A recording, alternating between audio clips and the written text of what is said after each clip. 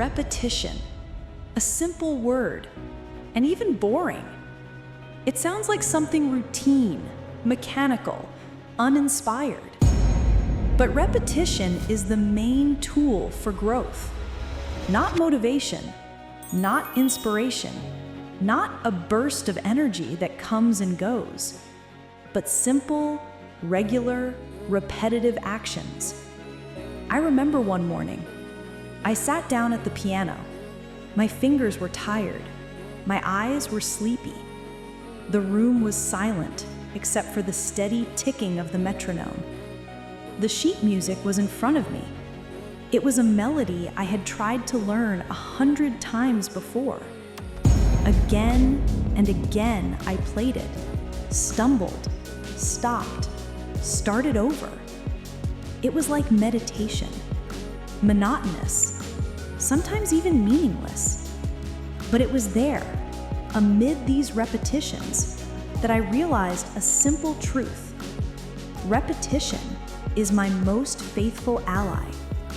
Since childhood, we have heard, repetition is the mother of learning. It's a hackneyed phrase. We stopped taking it seriously. At school, it seemed like an excuse for boring exercises. Multiplication tables, dictations, endless tasks. But years later, you begin to understand. This simple idea hides the law of development. When I was learning to play the piano, I had illusions. I thought, with a little effort, I'll be able to play beautifully. The reality turned out to be different. The chords sounded rough. My fingers got tangled up. Every piece was difficult. I was disappointed. I wanted immediate results, but I only made mistakes. An inner voice whispered, "Nothing is working out. Maybe this isn't for you." But every new day, I sat down at the instrument again. I repeated scales. I analyzed measures. I played difficult passages slowly, dozens of times.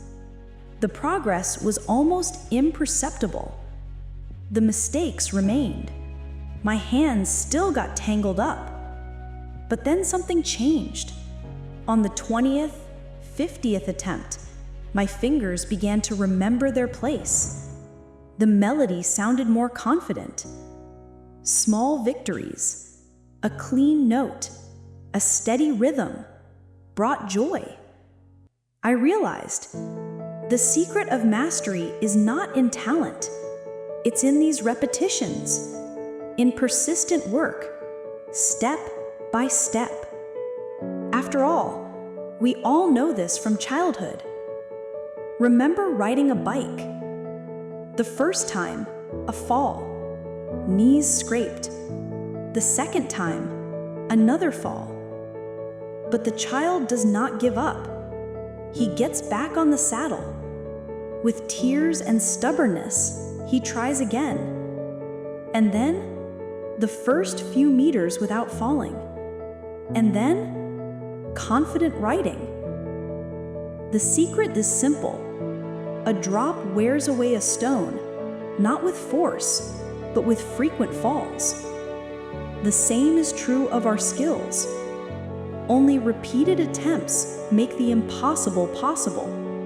What happens in the brain when we repeat something? Why does progress suddenly come after dozens of attempts? Science provides the answer. Scientists observed the brains of animals that were being taught new actions, and they noticed that with each day of repetition, the neural connections grew stronger. At first, they are chaotic, but gradually they crystallize. They become strong and coordinated. Behavior also changes. Movements go from uncertain to refined. The skill becomes automatic. It's the same with us. Repetition literally rewrites the brain. It creates new paths from ignorance to mastery. Imagine an orchestra. At first, the musicians play separately, each one out of tune. But after dozens of rehearsals, they sound in unison. So do our neurons. They need time. They need repetition. Every time I sat down at the piano, I didn't just play scales. I built bridges in my brain.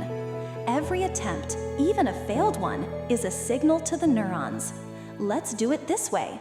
No, that's wrong again. Let's try again.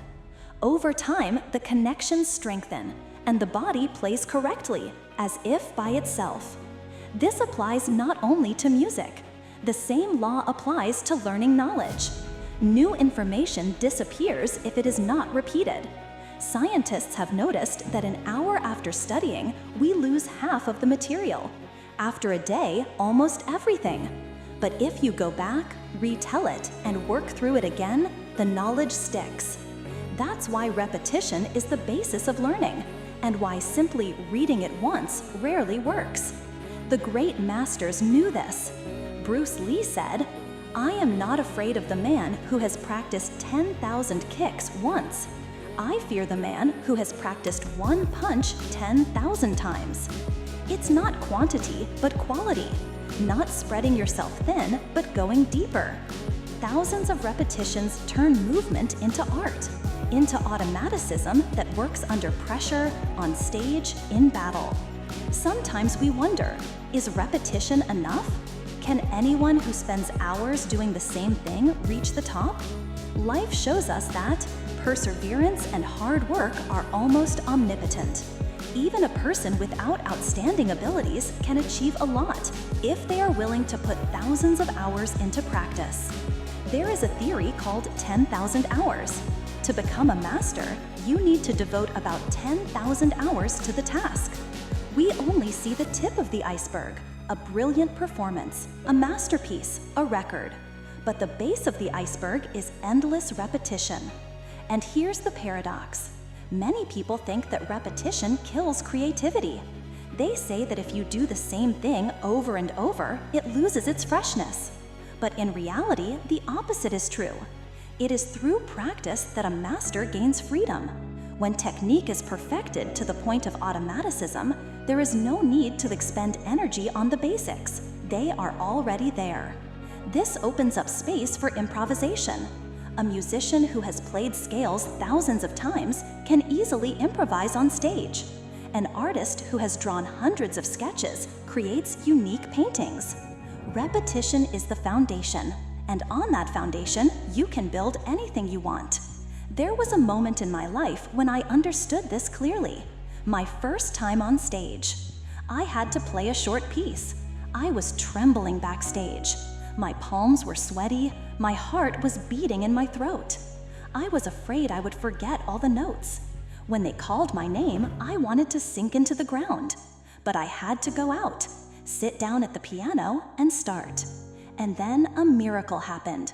My body remembered everything I had learned. My hands found the right keys on their own. I had played this piece dozens of times, and now my muscles knew what to do. Despite my fear, the music flowed. The automaticism developed through repetition saved me.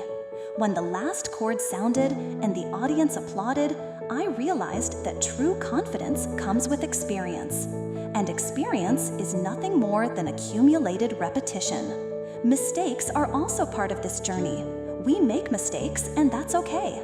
Every mistake is material for a new attempt. His secret is in repeated attempts. Failures didn't stop him. They became fuel. There is a story about a ceramics teacher. He divided his students into two groups. To one group, he said, "You will be graded on one perfect pot." To the other group, he said, "You will be graded only on the number of pots you make." At the end of the course, the best works were from the second group. Those who made many pots learned through practice. Each new pot was better than the previous one. Those who pursued perfection made only one pot, and it turned out to be mediocre. The lesson is clear. Quantity breeds quality. I had the same experience with music. At first, I painstakingly practiced one etude, wanting it to be perfect, but I was stuck in one place. Then I started writing more. I composed one piece, then another, then a third. Not all of them were good, but with each new one, I grew. A year later, I heard clear progress. My style became richer, my melodies sounded more confident. These were my hundreds of pots. They were what led me to quality. But of course, repetition requires patience. This is perhaps the most difficult thing. We want results quickly, but growth is like a sprout from the ground. It will not accelerate because of our impatience. It takes time, days, months, years. And awareness is important here. If you treat repetition as punishment, it becomes difficult. But if you see it as a path, a game, noticing the slightest progress, repetition becomes your ally. I began to rejoice even in the smallest steps. I played further than yesterday? Well done. I ran a little more? Excellent. These accents nourished me. They helped me not to give up. And now I look back and see, all my successes come from repetition. And not only mine. Pablo Casals, the legendary cellist, continued to practice for several hours a day at the age of 90. When asked why, he replied, "Because I think I'm still making progress." That is the power of repetition. Growth is always possible. There is no limit. Understanding the power of repetition is one thing, but making it part of your life is another. I remember when I decided to start running in the morning. I was very enthusiastic. I bought new sneakers, I made a plan. But when the alarm went off at 6 in the morning, my first thought was, maybe I'll skip it. What's the harm in skipping it just this time? Sound familiar? We all do it. This raises the question, how do you maintain repetition in your life? How do you turn it into a habit? Scientists say that on average, it takes about 2 months for a new action to become automatic. Not 3 weeks as many people think. 60, sometimes 90 days. Realizing this, I stopped expecting instant results, and I became more patient. To get through the first few weeks, I came up with a rule. Don't skip 2 days in a row. If I happened to miss a workout, I had to come back the next day. Otherwise, the chain would be broken. I even hung up a calendar. Every day, when I did what I had planned, I put a red cross on it. After a week, the crosses formed a chain, and that turned out to be a powerful incentive. I looked at the calendar and thought, I don't want to break the streak, and I went for a run even in the rain. Another trick is to simplify the start. The hardest part is getting started. So I told myself, if you don't want to run 5 kilometers, run for at least 5 minutes. If you don't want to practice the piano for an hour, play 1 song. And almost always after that, I got into it. 5 minutes turned into 20. 1 song turned into half an hour of practice. Even if I stopped at the minimum, I still kept up the rhythm, and that's the main thing. Over time, the habit became stronger, and the action became natural. I noticed one more thing. Mornings work better. When important, repetitive actions are built into the beginning of the day, there is a better chance of completing them. So I moved my practice to the morning. At first, it was difficult to get up earlier, but after a couple of weeks, my body got used to it. Now, my morning activities give me a sense of accomplishment. I start the day right, and that sets the tone for the whole day. There is another trick, enjoying the process. Positive emotions reinforce the habit. I took my favorite music with me on my run.